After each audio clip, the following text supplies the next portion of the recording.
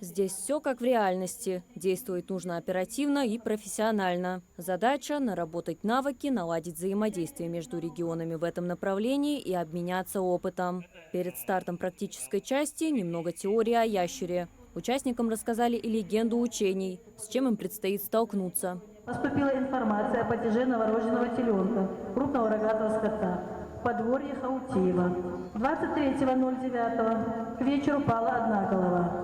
Животные не были привиты против ящера.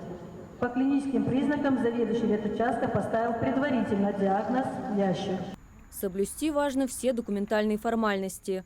Проводится работа с хозяином заболевшего крупного рогатого скота. Первыми на опасный объект выходит группа отбора проб. Их работа очень важна. Неправильный забор материала может исказить картину. В полной экипировке с соблюдением всех мер безопасности они берут образцы для лабораторного исследования.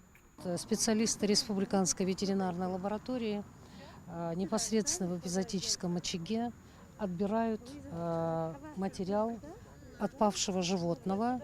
Это, значит, кусочки сердца, поджелудочная железа, лимфоузлы доступны, особенно лимфоузлы головы. Затем материал поступит в аккредитованную лабораторию нашу, где будут проведены соответствующая диагностика, исследования на наличие возбудителя ящера. Меры предосторожности серьезные. Во время учений учитывается каждая деталь, потому что даже небольшая ошибка может привести к необратимым последствиям. Погруженным способом, значит, в соответствующие контейнеры с средствами. Так, накрываем. Все накрываем. Далее работает группа дезинфекции. Их оружие – мощный раствор, который убивает вирус. Обрабатывается каждый сантиметр земли. Затем зараженное погибшее животное ждет утилизация. Это единственный способ уничтожить вирус.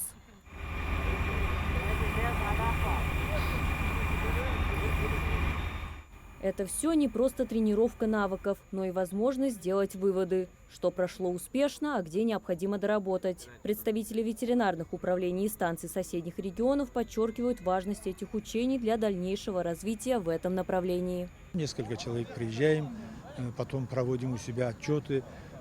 Вот завтра у нас будет совещание в Карачаево-Черкесии в управлении ветеринарии.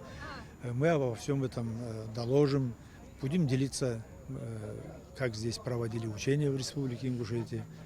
Поэтому это очень полезно и для нас, и для них. В рамках учений мы отрабатываем алгоритм взаимодействия. Между ветеранами службами Чеченской Республики и Республики Ингушетия заключено соглашение о взаимодействии. При необходимости мы можем уезжать со своими людьми, со своей техникой, со своим оборудованием для оказания необходимого содействия. Скорость действия – главный фактор. Ящур крайне заразен. Достаточно одной больной коровы, чтобы эпидемия за считанные дни смогла парализовать животноводство всего региона. Это карантин, угроза продовольственной безопасности и колоссальные экономические потери. Мгновенно вводящиеся ограничения на вывоз мяса и молока бьют по карманам фермеров. В такой обстановке страдают все. Заразиться ящером может и человек, потребляя молочные продукты больных животных через прямой контакт или воздушно-капельным путем. При своевременном лечении большинство случаев заканчивается полным выздоровлением. Для профилактики ветеринарная служба проводит двукратную вакцинацию, это осень-весна. И после вакцинации мы направляем материал в Всероссийский научно-исследовательский институт здоровья животных, это Владимир. Отбираем кровь и направляем, и смотрим на напряженность иммунитета. Наша республика показывает очень хороший результат, это более 80%, что допускается. Учения завершены, условный очаг ликвидирован. В мае этого года Всемирное общество защиты животных признало Россию свободной от ящера территорией. Этот статус говорит о полном контроле над болезнью и организации необходимых профилактических мер. Несмотря на это, ветеринарные службы Северного Кавказа доказали, что в случае реальной угрозы они будут действовать без колебаний. Готовность к худшему – лучшая страховка. Мария Макиева, Сулейман Костоев, Магаз 24.